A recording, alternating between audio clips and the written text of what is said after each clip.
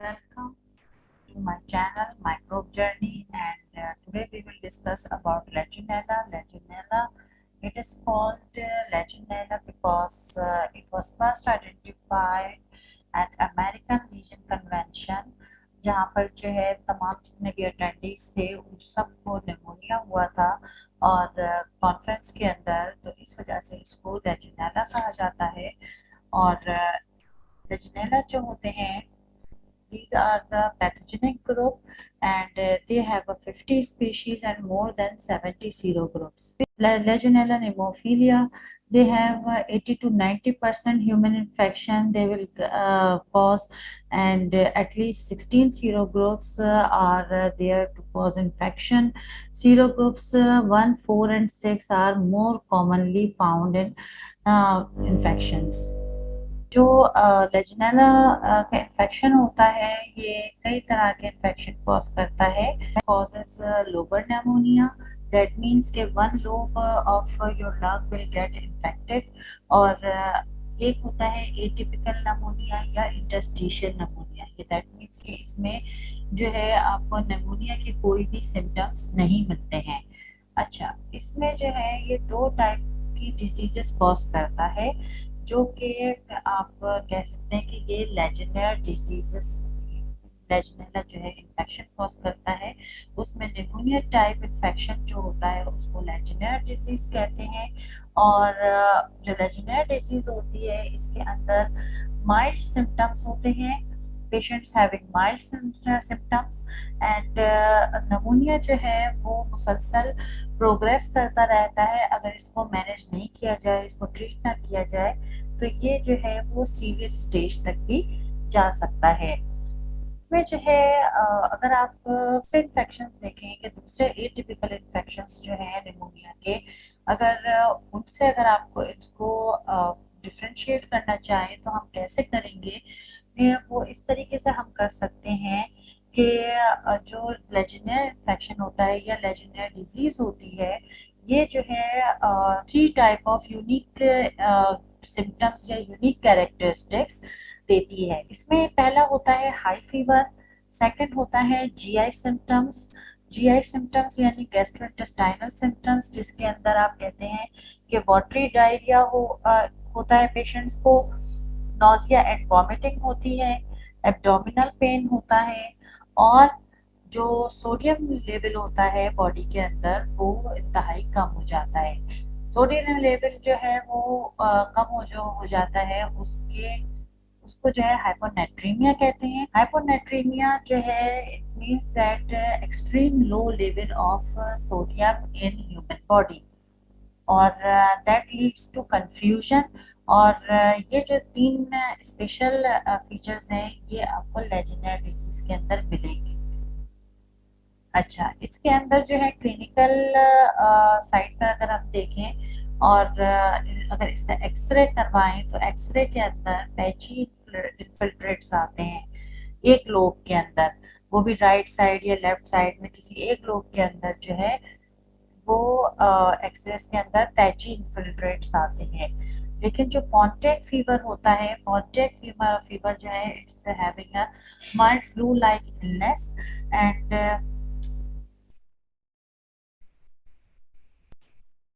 Contact fever के जो symptoms होते हैं उनमें fever, fatigue, headache, मलेज and chills जो है वो बहुत ज़्यादा कॉमन होते हैं। और इसमें फ्लू लाइक इलनेस होती है, और इसमें जो एक्सरे होता है एक्सरे के अंदर ये नॉर्मल आता है। तो एक्सरे जो आपका नॉर्मल आता है उसके अंदर कोई इस तरह का इन्फेक्शन नहीं दिखता। तो ये जो है बेसिकली ये कॉन्टेक्ट फीवर जो है फ्लू लाइक इलनेस है, और लेजेंडर डिजीज जो है उसमें निमोनिया टाइप इलनेस होती है। और लेजेंडला जो है इससे इम्पॉर्टेंट पैथोजन है, नोजोकोमियल इन्फेक्शंस भी इसकी वजह से होते हैं, दैट मीन्स के और दूसरे ये कि कम्युनिटी एक्वायर्ड निमोनिया होता है। और कम्युनिटी एक्वायर्ड निमोनिया में आप ये कह सकते हैं कि इसमें जो नर्सिंग हॉस्पिटल्स होते हैं या जो नर्सिंग होम्स होते हैं, तो वहाँ पे भी जो नॉर्मल जो इन्फेक्शन होते हैं वो ज़्यादातर लेजेंडरा के होते हैं।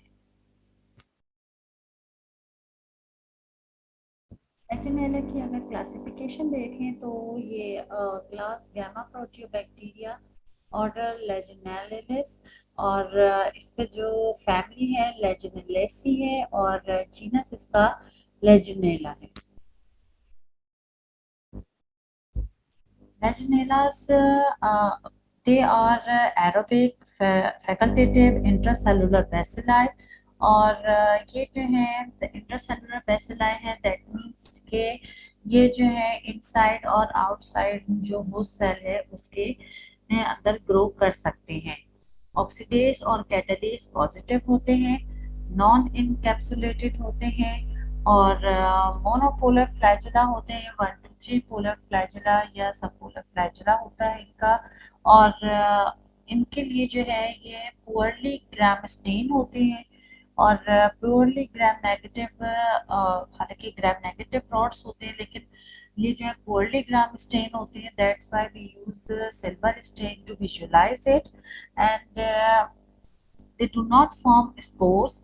और इनके uh, जो इनका ग्रोथ मीडिया होता है वो ज़्यादातर स्पेशल मीडिया यूज किया जाता है, that is buffer charcoal east extract एगार। बफर चारकोल ईस्ट एक्सट्रैक्ट एगार जो है उसको BCYE एगार भी कहा जाता है, और इसमें जो है आयरन और सिस्टीन जो है वो प्रेजेंट होता है, iron amino acids for energy और आयरन भी, ताकि जो है इसकी ग्रोथ बहुत बहुत ही फेस्टिजियस ऑर्गेनिज्म है, तो इसके लिए जो है इसको ग्रोथ के लिए एडिशनल चीजें चाहिए होती हैं। रेजिस्टेंस इसकी जो है लेजेंडला की वो आप देख सकते हैं काफ़ी डिपेंड करती है, लेकिन इसका जो आइडियल ग्रोथ रेंज है वो 32 to 42 डिग्री सेंटीग्रेड है, और इसमें ये बहुत अच्छे तरीके से ग्रो करता है। लेकिन 25 to 45 डिग्री सेंटीग्रेड जो है इसकी ग्रोथ रेंज है, कि इसके अंदर कुछ स्पीशीज ऐसी भी हैं जो 25 से 45 डिग्री सेंटीग्रेड के बीच के टेम्परेचर में ग्रो कर जाती हैं। बिलो 20 डिग्री सेंटीग्रेड जो है ये सरवाइव करता है, लेकिन जो है डोरमेंट रहता है, फ्रीज यानी दैट मीन्स के फ्रीजिंग पॉइंट आप इसे कह सकते हैं कि डोरमेंसी में चला जाता है, लेकिन ये किल नहीं होता। और 48 to 50 डिग्री सेंटीग्रेड जो है उसमें ये सरवाइव तो करता है बट मल्टीप्लाई नहीं होता है, जबकि 50 डिग्री सेंटीग्रेड जो है इसमें 90% जो है वो डाई हो जाते हैं, अगर जो है ना ये 80 to 124 मिनट्स के अंदर जो है अगर आप 50 डिग्री सेंटीग्रेड तक का टेम्परेचर रहे तो ये जो है इनकी डेथ हो जाती है, डाई हो जाते हैं। अच्छा, 60 डिग्री सेंटीग्रेड पर जो है 90% जो है वो 2 मिनट्स के अंदर किल हो जाते हैं, और 70 डिग्री सेंटीग्रेड पर लेजिनेला जो है वो 100% किल हो जाते हैं। तो ये इनका रेजिस्टेंस का पूरा चार्ट है। और केमिकल्स जो हम यूज करते हैं, केमिकल्स में जो है क्लोरीनेशन है, क्लोरीनेशन जो है वो हॉट वाटर के अंदर जो है वो यूज करते हैं, और जो बायोफिल्म्स अगर कहीं पर बन रही हो तो वहां पर hyper chlorination, that means chlorine की जो क्वांटिटी है वो मैक्सिमम यूज की जाती है, और इसके जो कंट्रोल करने के लिए और इससे बचाव के लिए कॉपर सिल्वर मिक्सचर या क्लोरीन डाइऑक्साइड जो है वो भी यूज की जाती है, ताकि जो है एज अ डिसइंफेक्टेंट जो है क्लोरीन डाइऑक्साइड यूज की जाती है, ताकि जो वाटर है वो जो है वो लेजिनेला फ्री हो जाए। विरुलेंस फैक्टर जो लेजिनेला के हैं उसके अंदर ये दो तरह से यूज करता है। विरुलेंस फैक्टर जो है उनको बेसिकली जो इसके सिक्रीशन सिस्टम्स होते हैं जो ग्राम नेगेटिव्स के अंदर, तो ये जो है वो type 2 and type 4 secretion system use करता है। टाइप 2 सिक्रीशन सिस्टम जो है वो बेसिकली ऐसा सिक्रेशन सिस्टम है, it is a membrane bound proteins which protein complex found in gram negative bacteria, and they used to secrete proteins and वो वाली proteins जो कि साइटोप्लाज्म के अंदर बैक्टीरिया के अंदर होती हैं, तो वो जो है एक्स्ट्रा सेलुलर स्पेस के अंदर जो आउटसाइड ऑफ सेल होते हैं वहाँ पर जो है रिलीज करने के लिए ये तमाम जो सिक्रीशन सिस्टम है वो यूज़ किया जाता है। अगर इसको हम थोड़ा डिटेल में देखें तो ये जो टाइप 2 सिक्रीशन सिस्टम है बेसिकली इनर मेम्ब्रेन में भी है और ये जो है ये आउटर मेम्ब्रेन में भी है। कोई भी सिक्रीशन सिस्टम जो है वो अगर जाता है तो ये साइटोप्लाज्म है नीचे और ये ऊपर पेरिप्लाज्म है, उसके ऊपर आउटर मेम्ब्रेन पर है। तो कुछ बेसिकली जो सिक्रीशन सिस्टम्स होते हैं वो 7 टाइप्स के होते हैं। ग्राम नेगेटिव बैक्टीरियाज के अंदर और ग्राम पॉजिटिव बैक्टीरियाज के अंदर जो है वो डिफरेंट टाइप के जो प्रोटीन्स होते हैं वो डिफरेंट चैनल्स यूज करते हैं ताकि वो अ, एक सेल से निकलकर आउटसाइड ऑफ सेल जो है वो रिलीज हो प्रोटीन। फिर कुछ प्रोटीन्स जो होती हैं वो उनको दूसरे सेल्स के अंदर इंजेक्ट भी करते हैं, तो उसके लिए भी वो कुछ सिक्रीशन सिस्टम्स यूज करते हैं। बेसिकली जो सिक्रीशन सिस्टम है वो आप ये समझ सकते हैं कि ये एक चैनल होता है कि इस चैनल के थ्रू जो है कोई भी प्रोटीन वो एक्स्ट्रा सेलुलर स्पेस में जा सकती है, वो किसी जो है किसी और सेल के अंदर इंसर्ट करने के लिए वो चैनल यूज किया जाता है। और इन ये जो तमाम चैनल्स हैं इन चैनल्स को जो साइंटिस्ट हैं उन्होंने डिवाइड कर दिया गया है, उन्होंने डिवाइड किया है 7 टाइप्स के अंदर। Type 1, type 2, type 3, type 4, type 5, type 6, type 7। अच्छा, टाइप 7 तक तो ये होती है। इसके अलावा जो है टेट और सेक्स सिक्रेटरी सिस्टम और टेट सिक्रेटरी सिस्टम ये अलग से होती है।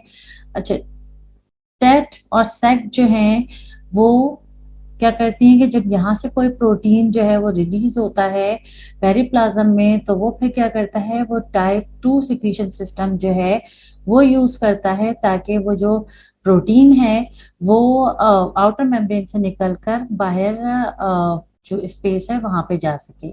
अच्छा, ये तो हो गया टाइप 2 का। टाइप 2 और टाइप 5 जो है वो जो है एक्स्ट्रा सेलुलर स्पेस में जो है या आउटसाइड ऑफ द सेल जो है वो तमाम प्रोटीन रिलीज करती हैं। टाइप 1 जो है वो भी आउटसाइड ऑफ सेल जो है वो रिलीज करती है, जबकि टाइप 3 है, टाइप 4 है और टाइप 6 है। ये जो है ये क्या करती हैं कि ये जो प्रोटीन्स होती हैं ये क्या करती हैं कि ये बाहर यहाँ इस हद तक रहती हैं और जब जो है कोई और होस्ट आता है, जैसे होस्ट कोई ह्यूमन सेल हो सकता है या आपका कोई दूसरा जो बैक्टीरियल सेल है वो हो सकता है, ये उसकी मेम्ब्रेन हो सकती है। तो ये क्या करती हैं कि ये जो है उनमें इंसर्ट हो जाती हैं और इंसर्ट होके डायरेक्ट जो साइटोप्लाज्म में जो भी प्रोटीन बन रही होती है वो इस चैनल को इस्तेमाल करते हुए वो वहां तक जो है दूसरे होस्ट मेम्ब्रेन जो होते हैं उनके अंदर चली जाती है। अच्छा, कुछ प्रोटीन्स जो प्रोटीन्स होती हैं ये इफेक्टर्स कहलाते हैं बेसिकली। अगर हम इसे दोबारा देखें तो ये इफेक्टर्स कहलाते हैं और ये जो इफेक्टर्स होते हैं ये क्या करते हैं कि ये जो इफेक्टर्स होते हैं इनका काम क्या होता है कि ये जो है दूसरे सेल्स के अंदर जाकर जो सेल्स होते हैं या होस्ट सेल उसका कोई भी होगा तो उसके अंदर जाकर ये बहुत सारी चेंजेस कर देते हैं। इसकी वजह से क्या होता है कि ये तो जो आपके टाइप 2 सिक्रीशन सिस्टम है ये तो आपके एक्स्ट्रा सेलुलर प्रोटीन जो है वो प्रोड्यूस करता है। लेकिन जब अगर हम बात करें इसी तरीके से यहाँ पे टाइप 4 सिक्रीशन सिस्टम जो है, ये आपने देखा है कि टाइप 4 सिक्रीशन सिस्टम यहाँ पर नजर आ रहा है। तो यहाँ से जब कोई प्रोटीन जो है वो निकल के दूसरे जो यहाँ से आउटर मेम्ब्रेन से भी निकल जाएगी, दूसरे जो होस्ट सेल होगा उसके अंदर दाखिल होगी, तो वहां पर ये क्या करते हैं कि ये जो है इफेक्टर प्रोटीन्स जो होती हैं ये रिलीज करती हैं। जो टाइप 4 सिक्रीशन सिस्टम होता है वो जो है वो इफेक्टर प्रोटीन्स जो है वो प्रोड्यूस करती हैं, और ये जो है सिक्रेटरी प्रोटीन्स कहलाती हैं। और ये क्या करती हैं कि जो होस्ट के रिस्पॉन्सेस होते हैं उनको मैनिपुलेट कर देती हैं। और जो है इनको जो है dot ICM type 4 secretion system कहते हैं। Dot means defective organelle trafficking, या आईसीएम का मतलब होता है इंट्रासेलुलर मल्टीप्लिकेशन। यहाँ से जो प्रोटीन्स जो या इफेक्टर प्रोटीन्स जो यूज होती हैं, जो दूसरी जगह दूसरे सेल्स में जाती हैं, तो वो क्या करती हैं कि वो हेल्प करती हैं किसी भी ऑर्गेनिज्म को कि उससे दूसरे सेल में जाकर मैनिपुलेट करें, और वहां पर जो है अपनी मर्जी की प्रोटीन और अपनी मर्जी के जो ऑर्गेनिज्म की जो मल्टीप्लिकेशन या रिप्रोडक्शन है वो वहां पर हो सके। तो ये जो है काम ये टाइप 4 सिक्रीशन सिस्टम जो है उससे होता है। अच्छा, इसमें आपने देखा होगा कि एक यहाँ पर पॉइंट हमने लिखा है intracellular replication and the establishment of the LCB. Intracellular replication that means के जो प्रोटीन अंदर जाती हैं तो वो इंट्रासेलुलर रेप्लिकेशन करती हैं। एलसीबी मतलब लेजेंडेला कंटेनिंग वैक्यूल, दैट मींस के जो भी प्रोटीन होती है उसके सराउंडिंग में एक वैक्यूल फॉर्म हो जाता है, और ये वैक्यूल क्या करता है, ये शैटर करता है from intracellular defences and supporting replication and intercept nutrients. ठीक है, ये जो है ये जो एलसीवी होते हैं ये एक वैक्यूल फॉर्म कर लेते हैं, और इनको जो है ये सपोर्ट करते हैं रेप्लिकेशन में, और जो दूसरे सेल्स के जो प्रोटीन्स और न्यूट्रिएंट्स जो अटैक कर रहे होते हैं तो वो जो है उनको ये रोकते हैं। अच्छा, ये जो टाइप 4 सिक्रीशन सिस्टम है ये क्या करते हैं, होस्ट सेल के एपोप्टोसिस जो है उसको रोक देते हैं। बेसिकली लेजिनेला क्या करता है, लेजिनेला जो है वो मैक्रोफेजेस के अंदर जाकर रेप्लिकेशन करता है। तो मैक्रोफेजेस बेसिकली वो उनकी एपोप्टोसिस जो है उसको ये इनहिबिट कर देते हैं, और इसलिए जो है ये काफी इन्फेक्शियस माने जाते हैं लेजिनेला जो है। और इसके अंदर जो आपके जो आईसीएम या डॉट टाइप 4 सिक्रीशन सिस्टम है, आप इसको ये भी कह सकते हैं कि ये जो है होमोलोगस प्रोटीन होती है, जस्ट लाइक कॉन्जुगेशन प्रोटीन की तरह। कि कॉन्जुगेशन के लिए जो पिलाए यूज कर रहे होते हैं या कॉन्जुगेशन प्रोटीन्स यूज हो रही होती हैं, तो उसकी तरह की होमोलोगस प्रोटीन आप इसे कह सकते हैं कि होमोलोगस प्रोटीन है which is used in conjugation। तो डॉट आईसीएम इसीलिए कहा जाता है टाइप 4 सिक्रीशन सिस्टम को। इनके अलावा जो आउटर मेम्ब्रेन प्रोटीन्स होती हैं उनमें कुछ माइनर होती हैं, कुछ मेजर होती हैं। जो माइनर होती हैं उनका काम डिलीवरी होता है कि किसी भी जो यूकैरियोटिक सेल है उसके साथ जो है वो बाइंड कर जाएं, और जो है ट्रांसफर करें, जो दूसरे माइक्रो पार्टिकल्स हैं उनको जो है वो ट्रांसफर करें। इसके अलावा जो है ये इनहिबिट करते हैं फैकोसोम्स और लाइसोसोम्स के फ्यूजन को। और मेजर आउटर मेम्ब्रेन प्रोटीन्स जो होती हैं वो क्या करती हैं कि वो एडहेरेंस करती हैं और इंट्रासेलुलर रेप्लिकेशन में हेल्प करती हैं, बायोफिल्म की डेवलपमेंट करती हैं, और जो हॉरिजॉन्टल जीन ट्रांसफर होता है जो कि बायोफिल्म के अंदर होता है जस्ट लाइक स्ट्रेप्टोकोकस नमूनिया, तो इस तरीके से इनके बायोफिल्म के अंदर हॉरिजॉन्टल जीन ट्रांसफर भी पॉसिबल होता है।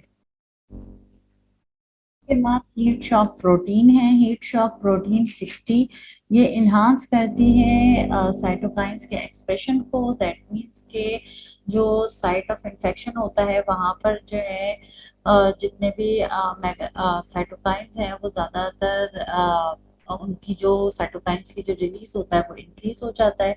और इस वजह से क्या होता है कि वहाँ पर नंबर ऑफ मैक्रोफेजेस और दूसरे जो न्यूट्रोफिल्स और दूसरे जो हमारे लिम्फोसाइट्स होते हैं उनका रश हो जाता है और आपकी जो एलर्जीज होती हैं वो इंक्रीज हो जाती हैं। और इन्वेजन्स जो है इन्वेजन को क्योंकि साइटोकाइंस जो है वो इंक्रीज होंगे तो वहाँ पर मैक्रोफेजेस जो है उनका रश ज्यादा होगा तो ये ज्यादा नंबर ऑफ माइक्रोफेजेस जो हैं उनके अंदर इन्वेड हो सकते हैं। इसलिए जो है ये साइटोकाइंस की जो एक्सप्रेशन होता है उसको इंक्रीज कर देते हैं। Macrophage infectivity potential protein that means map protein ये एडहेरेंस को और फैगोसाइटोसिस को प्रमोट करती है। फ्लैजिला जो है वो मोटिलिटी प्रोवाइड करता है। और टाइप 4 पिलाए बेसिकली पिलाए भी डिफरेंट टाइप्स के होते हैं तो यहाँ पर जो है ये टाइप 4 पिलाए जो है वो यूज करता है। टाइप 4 पिलाए जो है ये हेल्प करता है कि मैक्रोफेजेस के साथ अटैचमेंट में और जो एंट्री है अंदर नेमोफिलिया जो है उसकी वो उसमें हेल्प करता है। और जो वैक्यूल फॉर्मेशन होती है उसको जो है उसमें जो है ये हेल्प करता है।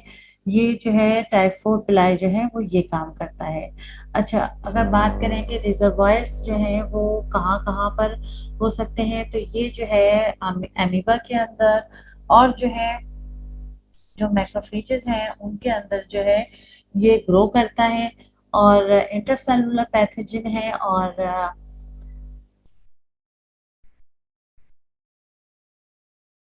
जो अमीबास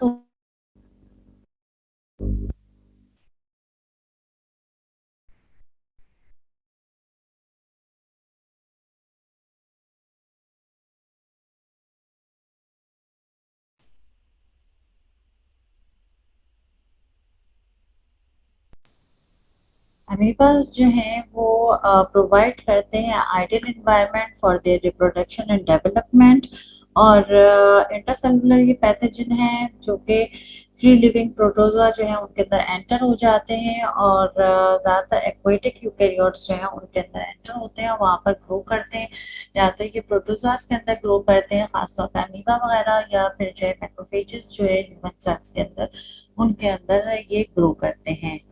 अच्छा, इसके बाद जो है ये क्या करते हैं कि जो है बायोफिल्म्स फॉर्म कर लेते हैं और यानी बायोफिल्म्स जो है उनके अंदर जो है वो सरवाइव कर जाते हैं। और ख़ास तौर पे ये जो जहाँ पाए जाते हैं इनके जो रिजर्वायर्स हैं वो ज़्यादातर जो आपके वाटर सिस्टम होता है जो लाइंस होती हैं पाइपलाइंस होती हैं उनके अंदर ये पाए जाते हैं। और जो इनकी बायोफिल्म्स होती हैं बायोफिल्म्स जो है वो इनकी ग्रोथ को इंक्रीज करती हैं। अच्छा, इनके अलावा जो है ये जो ऑर्गेनिजम्स होते हैं ये ज़्यादातर जो इनके कॉमन सोर्स ऑफ इन्फेक्शन होता है वो शावर्स फॉसेट्स या जो कूलिंग टावर्स होते हैं एयर कंडीशनिंग यूनिट्स होते हैं फॉर लार्ज बिल्डिंग्स उनके अंदर जो है वो ये पाए जाते हैं। हॉट टब्स जो होते हैं जिनके अंदर ड्रेनेज नहीं होती है सही तरीके से या डेकोरेटिव फाउंटेन या जो है hot water tanks heaters plumbing area system जहाँ पर मौजूद होता है जहाँ पर जैसे कि जो पूरे जो सिटीज के अंदर जो आपके या जो पूरी पूरी जो आपके हॉस्पिटल्स वगैरह होते हैं उनके अंदर जो प्लम्बिंग सिस्टम होता है उसके अंदर जो है ये पाए जाते हैं। ह्यूमिडिफायर्स के अंदर जो है ये पाए जाते हैं। ट्रांसमिशन जो है वैसे तो इनका जो है ये इनहेल करते हैं बाय एरोसोल्स या इनहेलेशन के थ्रू जो है ये इंसान के अंदर दाखिल हो जाते हैं, लेकिन ट्रांसमिशन पर्सन टू पर्सन जो है वो अभी तक इसमें नहीं मिला है। ज़्यादातर इसका जो मोस्ट कॉमन सोर्स है वो कंटेमिनेटेड वाटर सप्लाई है। और ये जो है अ, ये जो है ज़्यादातर एज अ नॉर्मल फ्लोरा जो है ये इंसानों में नहीं पाया जाता। जस्ट लाइक स्ट्रेप नमूनिया है वो जो है नॉर्मल आपकी जो आपका आपका जो माउथ है या आपके जो अपर रेस्पिरेटरी ट्रैक्ट है उसके अंदर पाया जाता है। और लेकिन ये जो है ये आपका कमेंसल नहीं है, यानी नॉर्मल फ्लोरा आपकी बॉडी का नहीं है। अच्छा, इसके अलावा जो है कंटेमिनेटेड अगर ड्रिंकिंग वाटर होगा तो उसके अंदर उससे भी ये ट्रांसमिट हो सकता है। या जो है अगर इसकी जो कोई भी आपके पफ वगैरह यूज करें या पानी के भाप यूज करें तो उसके अंदर भी ये जो है ट्रांसफर हो सकते हैं। जो पीपल लोग जो हैं वो रिस्क पर होते हैं उनमें जो लोग 50 साल या उससे ज्यादा के लोग होते हैं, या जो स्मोकर्स होते हैं जिनके जो लंग्स हैं वो बहुत ज़्यादा वीक होते हैं, या जो कैंसर पेशेंट्स होते हैं उनकी जिनका वीक इम्यून सिस्टम होता है, या जो कि डायबिटीज, किडनी फेलियर या ऑर्गन फेलियर में गए हुए होते हैं, तो उन लोगों में जो है वो these peoples are at high risk. अच्छा, इसमें जो है एक्सपोजर रिस्क फैक्टर जो है इसका, ये आपका जो है ये presence of virulent legionella in environment. अगर लेजिनेला की कोई विरुलेंट स्ट्रेन है तो वो जो है इन्फेक्ट कर सकती है, और आपका जो इन्फेक्शन है वो आप में फैल सकता है। Overnight stay outside home just like travelling या कैंपिंग जो लोग करते हैं उनमें ये इसका इन्फेक्शन हो सकता है। और एरोसोल जो पोर्टेबल वाटर होता है उसके एरोसोल्स के जरिए जो है ये इनहेल किया जा सकता है। या जहाँ पर जो है प्लम्बिंग या मेंटेनेंस का काम हो रहा हो या हुआ हो रिसेंटली, तो उसमें जो है ये इनहेलेशन हो सकती है। और ये सेंटर फॉर डिजीज कंट्रोल जो है उनकी कैटेगरी में वो तमाम लोग आते हैं जो कि जो है जिनकी ट्रैवल हिस्ट्री होती है या जिनके हेल्थ इश्यूज होते हैं, या जो कम्युनिटीज में रह रहे होते हैं, जो बहुत ज़्यादा क्लोज कॉन्टेक्ट्स में रह रहे होते हैं, या जो आपके जो कम्युनिटी हॉस्पिटल्स या कम्युनिटी नर्सिंग होम्स जो हैं वहाँ पर हों, तो ऐसे लोग जो हैं सीडीसी की कैटेगरीज में आते हैं कि ये लोग जो हैं इनका ये जो है रिस्क पर है। अच्छा, पैथोजेनेसिस जो है वो आप इसको देख सकते हैं कि अगर आपके पास कोई विरुलेंट स्ट्रेन है, ये ये एंटर होती है इन वाटर सिस्टम, तो जो आपके कंडीशंस हैं वो बैक्टीरिया जो है वो हेल्प करते हैं कि वो बैक्टीरिया मल्टीप्लाई हो। और अगर ये कंटेमिनेटेड वाटर जो है ये डिस्चार्ज होता है in atmosphere as an aerosol, तो जो है इसके जो ड्रॉपलेट्स होते हैं ये अगर किसी ससेप्टेबल पर्सन जो है वो इनहेल कर लेता है तो फिर जो है ये लेजिनर इन्फेक्शन जो है वो अपेयर हो सकता है। इसी तरीके से जो वाटर सप्लाईज हैं, वाटर सप्लाईज जो है वो रिजर्वायर्स जहाँ पर जैसे टैंक्स वगैरह होते हैं वहां से जो है अगर एरोसोल्स के जरिए जो है किसी को इनहेल हो जाए तो वो लोग जो है वो इन्फेक्ट हो सकते हैं।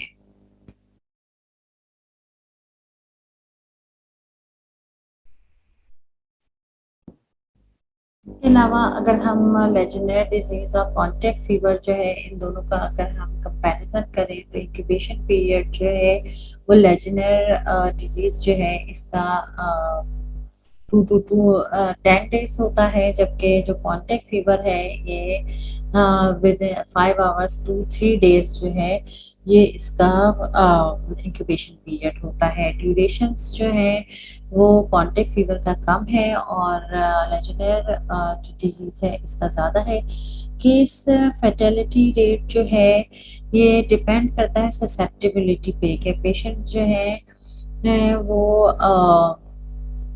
किस तरह का है।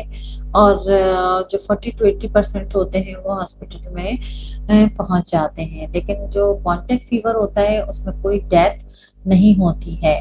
अच्छा, जो अटैक रेट है उसमें जो कॉन्टेक्ट फीवर है वो अप टू 95% है, जबकि जो लेजनिया डिजीज है इसके अंदर 0.1 to 5% जो जनरल पॉपुलेशन है या हॉस्पिटल है उसके अंदर 0.4 to 14% जो है, क्योंकि क्लोज्ड एनवायरनमेंट होता है तो इसके अंदर जो है चांसेस ज़्यादा होते हैं हॉस्पिटल्स के अंदर। सिम्टम्स जो है, सिम्टम्स में मैंने आपको बताया कि 3 मेन सिम्टम्स जो है हम उनमें डिटेक्ट करते हैं कि ये जो है लेजनिया डिजीज है या कोई और एटिपिकल नमूनिया है। अगर इसके अलावा भी और जो इसके सिम्टम्स हैं उनमें फीवर है, हेडेक है, नॉन प्रोडक्टिव ड्राई कफ है और चिल्स है, मसल पेन है और difficulty breathing, chest pain, diarrhoea हो जाता है, वॉमिटिंग, नोजिया है, सीएनएस मैनिफेस्टेशंस हैं,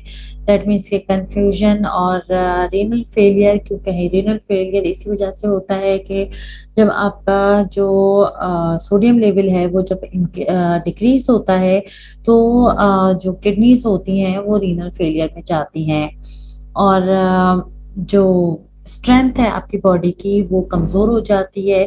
अच्छा, जो आपके ये जो बीटा लैक्टम एंटीबायोटिक्स हैं या अमाइनोग्लाइकोसाइड्स हैं तो इनका जो है इस पे ज़्यादा असर नहीं होता है और जो ग्राम स्टेनिंग है वो भी जो है वो ज़्यादा इसमें बहुत ज़्यादा इफेक्टिव नहीं होती है, तो इसके लिए हम दूसरे तरीका यूज़ करते हैं, स्टेनिंग मेथड्स यूज़ करते हैं। जबकि कॉन्टैक्ट फीवर जो है इसमें मॉडरेट टू सीवियर इन्फ्लुएंजा होता है और इसमें जो है जैसे टायर्डनेस, थकन, high fever, chills, muscle pain, headache, joint pain, diarrhoea और नोजिया, वॉमिटिंग जो है वो कुछ लोगों में होती है और difficulty in breathing and dry cough जो है वो कॉन्टैक्ट फीवर के जो सिम्टम्स हैं।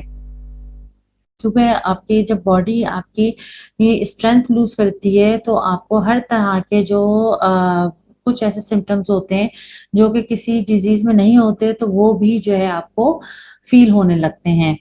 तो इस तरीके से ये इन दोनों में कंपैरिजन था। अच्छा, इसके अलावा एक और इसमें कंडीशन आती है जिसे कहते हैं extra pulmonary लेजिनोलोसिस।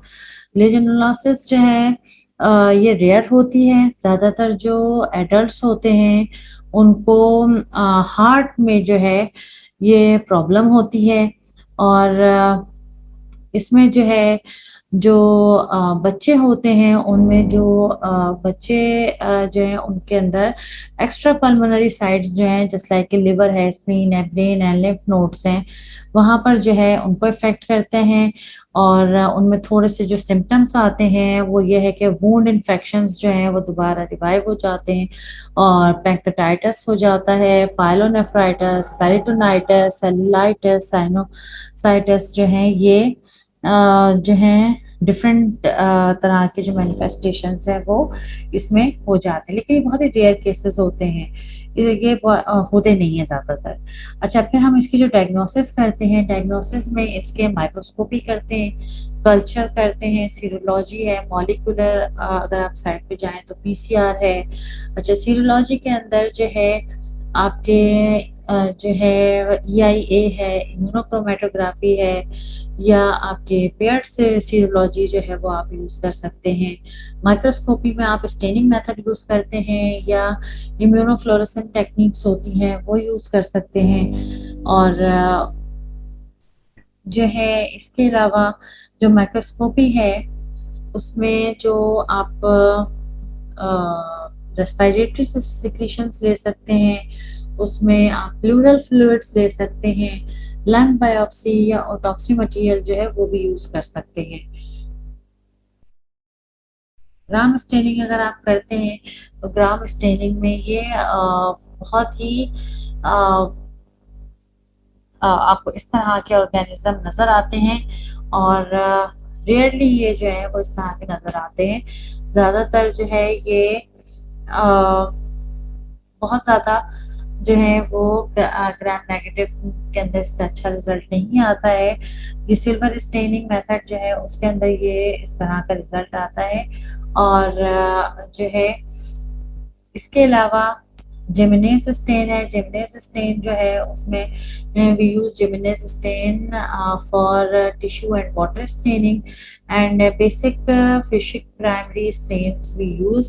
Malachite green use as a counter stain, and we use Jimenez stain for Legionella pneumophila, which is in amoeba. So we can visualize it by Jimenez stain.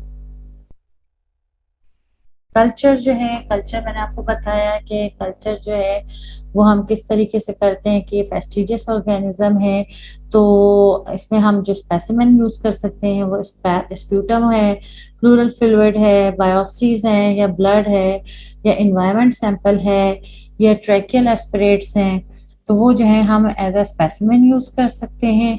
और जो है क्योंकि ये पहले ही मैंने आपको बताया कि स्टेक्ड एरोब्स होते हैं, स्लो ग्रोवर होते हैं। अच्छा, पीएच जो है इनको 6.9 या क्या आप ये कह सकते हो कि लाइटली के neutral up to neutral pH जो है ये ग्रो करते हैं, और ऑर्डिनरी मीडिया पे ये ग्रो नहीं करते हैं। BCYE एगार या टायरोसिन BYE एगार, फीले गवर्नमेंट एगार जो है उनके ऊपर ये ग्रो होते हैं। BCYE एगार जो है उसके ऊपर ये इस तरह की इनकी कॉलोनीज आती हैं, और after incubation for 48 hours at 36 degree centigrade ये जो है इस तरह की कॉलोनीज अपीयर होती हैं। और इसके अलावा अगर हम जो है रैपिड एंटीजन टेस्ट अगर हम करें, तो रैपिड एंटीजन टेस्ट जो है वो हम जो है वो लेजिनेला के लिए कर सकते हैं बाय यूरिन या बॉडी फ्लूइड।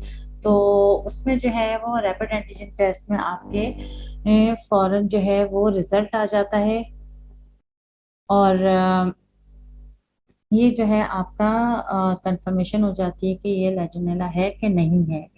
और इसके अलावा जो आपकी सीरोलॉजी होती है, सीरोलॉजिकल टेस्टिंग जो है वो आप कर सकते हैं। तो और इसका जो ट्रीटमेंट होता है, ट्रीटमेंट में आप जो है एजिथ्रोमाइसिन, सिप्रोफ्लॉक्सासिन या मॉक्सिफ्लॉक्सासिन, क्लैरिथ्रोमाइसिन या लेवोफ्लॉक्सासिन जो है ये जो है फर्स्ट ड्रग ऑफ चॉइस है। और 500 mg OD for 3 to 5 days for azithromycin. वैसे एजिथ्रोमाइसिन का जो कोर्स होता है वो 3 days का होता है, और इसे या तो फिर एक्सटेंड कर दिया जाता है 5 days तक। बाकी जो लेवोफ्लॉक्सासिन है, सिप्रोफ्लॉक्सासिन, मॉक्सिफ्लॉक्सासिन, क्लैरिथ्रोमाइसिन, इनका 7 to 10 days, और क्लैरिथ्रोमाइसिन जो है वो 10 to 14 days जो है ये चलती हैं। सेकंड ड्रग ऑफ चॉइस जो है वो डॉक्सीसाइक्लिन या एरिथ्रोमाइसिन होते हैं, और ये तमाम जो है जो माइल्ड नमूनिया जो जिनको हो रहा होता है या लेकिन इम्यूनो कॉम्प्रोमाइज्ड नहीं होते, तो ऐसे इन्फेक्शंस के लिए जो है ये यूज किया जाता है। जबकि मॉडरेट टू सीवियर नमूनिया होता है तो उसमें एजिथ्रोमाइसिन और लेवोफ्लॉक्सासिन जो है वो फर्स्ट ड्रग ऑफ चॉइस होते हैं। और इनकी जो डोजेज होती है तो वो जो है वो फिर वैसे तो 500 mg पर डे ओडी होती है, लेकिन जो है अगर इन्फेक्शन ज़्यादा हो, इम्यूनो कॉम्प्रोमाइज्ड हो, तो फिर उसमें देखा जाता है कि एज फैक्टर भी आता है, और जो एडल्ट हैं या जो या उनको कॉम्प्लिकेशन कोई और ज़्यादा है तो उसके ऊपर फिर डॉक्टर्स उसको जो डोजेज होती है उसको एडजस्ट करते हैं। और ये जो है इसका ट्रीटमेंट था। आई होप कि आपको ये पसंद आया होगा और लेक्चर और समझ में आया होगा। अगर इसके अलावा अगर आप कोई और चीज़ समझना चाहते हैं तो फिर आप मुझे कमेंट करें, और कमेंट करके आपको जो भी क्वेरी हो वो आप मुझे बता सकते हैं, मुझसे पूछ सकते हैं। अल्लाह हाफिज़।